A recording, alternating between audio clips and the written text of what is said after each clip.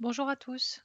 Dans la série des questions-réponses vrai-faux concernant l'alimentation, aujourd'hui on va aborder les sushis. La question c'était est-ce que les sushis c'est vraiment un repas sain et complet?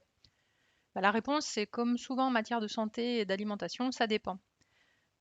Les sushis, en gros, enfin, il existe sushi, sashimi, maki, tout ça. On va parler de tout, de tout ça, de tous ces aliments-là. En fait, c'est souvent du riz et du poisson. Le poisson, c'est excellent. Poisson qui est proposé pour deux raisons. C'est un très bon apport en protéines. D'autre part, c'est du poisson cru très riche en oméga 3, en très bon gras, ce qui en fait un aliment nutritionnel qui est excellent. On met de côté la question, pour aujourd'hui en tout cas, des métaux lourds qu'on peut retrouver dans certains gros poissons type saumon et thon. Ça, on le met de côté pour aujourd'hui. D'un point de vue nutritionnel, le poisson cru, c'est excellent. Ce qui pose problème dans les sushis, finalement, c'est bien souvent le riz qui l'accompagne. Pourquoi ça pose problème? Parce que c'est du riz qui est ultra cuit, qui a été cuit longtemps dans un mélange d'eau, de vinaigre et de sucre, et qui fait que c'est un produit à index glycémique qui est très élevé. Il faut expliquer ce qu'est l'index glycémique. C'est une notion qui est importante à connaître quand on fait attention à sa santé et attention à son poids. L'index glycémique, c'est la capacité qu'a un aliment à faire monter la glycémie, c'est-à-dire à élever le taux de sucre dans le sang. C'est très délétère pour la santé. Le corps n'aime pas ça du tout. Et pour préserver la bonne santé, notre bonne santé, le corps est bien fait, il met en place des mécanismes qui permettent de réguler ce taux de sucre, de le faire retomber à un taux normal. Ce mécanisme-là, c'est la sécrétion d'une hormone que vous connaissez, dont vous avez certainement entendu parler, qui s'appelle l'insuline. Cette hormone, l'insuline, elle est sécrétée par le pancréas. Dès l'instant où le taux de sucre s'élève trop dans le sang, de l'insuline est sécrétée. Et l'insuline a pour action de venir s'occuper des sucres et de faire en sorte qu'ils ne soient plus dans le sang. Mais ils disparaissent pas pour autant, ils vont quelque part. D'une part, ils vont aller nourrir les muscles. Une fois que les muscles sont suffisamment nourris, l'insuline va capter ces sucres-là et les enfermer dans des cellules adipeuses, dans le gras, grosso modo.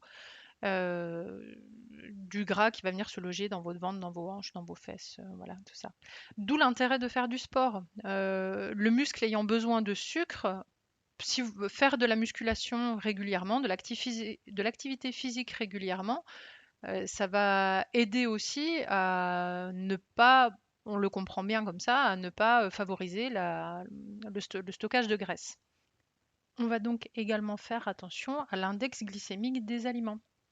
Plus un aliment a un index glycémique qui est élevé, plus cet aliment a la capacité à faire monter le taux de sucre dans le sang.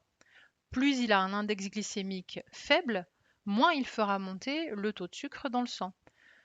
L'index glycémique, il est calculé sur une échelle de 0 à 100, 100 étant la référence pour le glucose. Entre 0 et 50, on va considérer que l'aliment a un index glycémique qui est bas. Entre 50 et 70, qu'il a un index glycémique modéré, et au-delà de 70, qu'il a un index glycémique élevé. Lorsque l'on est en recherche de gestion de son poids, ou de santé de manière générale, on va faire attention à ces index glycémiques-là et à privilégier dans notre alimentation des index glycémiques qui sont bas et modérés et à éviter ou à ne consommer que de manière occasionnelle des aliments à index glycémique qui sont élevés. On en revient à nos sushis et au riz qui compose les sushis.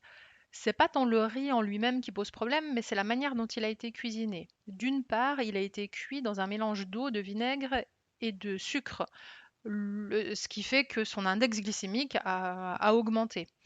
D'autre part, il a été cuit longtemps, il est très collant et plus un riz est cuit longtemps et est collant, plus son index glycémique s'élève. Et moins il est cuit longtemps, un riz et moins il est cuit longtemps, moins son index glycémique sera élevé. D'autre part, un riz qui est complet aura un index glycémique moins élevé qu'un riz qui est blanc, comme le riz qui compose les sushis. Cette information, elle est valable également pour les pâtes et pour les céréales en général.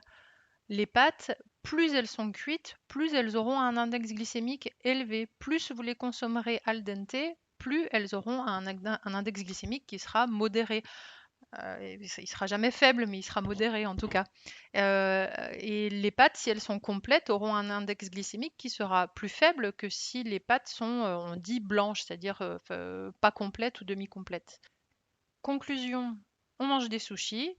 Le poisson qui les compose est très intéressant, c'est un très bon apport en protéines, également en oméga 3 dont on manque cruellement dans nos assiettes tous les jours. Le riz est à consommer avec un peu plus de modération, mais encore une fois, votre corps sait faire et un écart de temps en temps, hein, il arrive à le gérer. Voilà. J'espère que cette petite causerie vous aura apporté, vous aura intéressé. N'hésitez pas à me lancer vos sujets si vous en avez, si vous souhaitez qu'on aborde d'autres points. Et je vous souhaite une très bonne santé à tous.